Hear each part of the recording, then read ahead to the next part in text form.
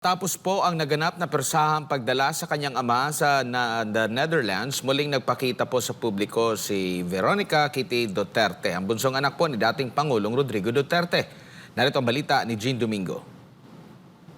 Matapos sa mga di malilimutang tagpo sa Villamor Air Base ilang linggo nang nakalipas, ay isang matapang at kalmadong Kitty Duterte ang humarap sa mga Damawenyong di lamang sumusuporta, kundi nagmamahal sa kanilang pamilya. Ayon sa bunsong anak ng dating Pangulo, huwag umano siyang alalahanin dahil siya ay katulad ng kanyang ama. Balita ko, we are praying for him and we will not stop again. How are you? I'm okay. Wag niyo akong alalahanin, okay lang ako. Bana ako sa kanya. Bahagyang ikinwento rin ito ang kalagayan ng kanyang ama sa Netherlands. Karoon lang magod ko kauli mo. Karoon lang ko nakapakita sa inyo. Pero salamat, guys. Dita mo undang ha. Dita mo. Dili na undang, ma'am.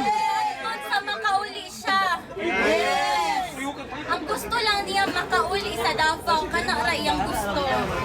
Kuhon. May oo. Ayaw, makauli si Tatay Rico. Na Coke Zero, malipay na siya. Mas iwalay lang yun. Oo.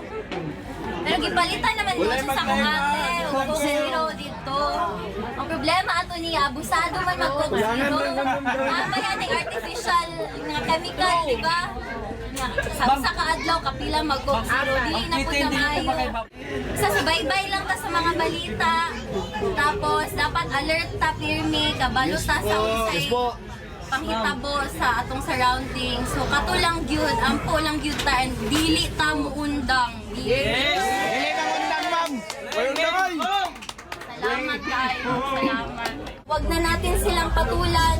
Maliban sa katatagang ipinapakita ni Kitty, nagpasalamat at pinayuhan din ito ang mga kusang loob na nagbantay sa kanilang tahanan na huwag pabayaan ng kanilang sarili, manalangin at huwag bibitiw.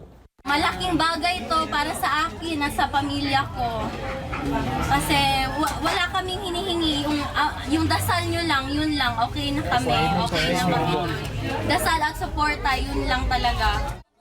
Sa huli ay nagbiling nito na huwag nang patulan ng mga umaakusa at tumutuliksa sa kanilang pamilya.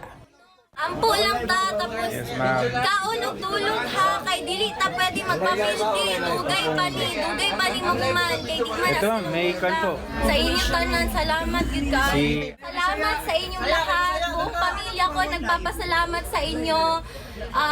Patuloy lang yung pagdasal natin, tapos alagaan natin yung mga sarili natin, matulog tayo, kumain tayo, walang iiyak. Wala.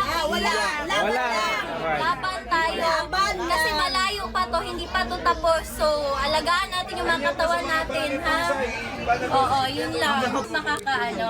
Makakabawi, dun na lang. Laban natin lahat. Huwag na tayong mag-provoke, dun na lang sa election para mapayapa lahat. Oo.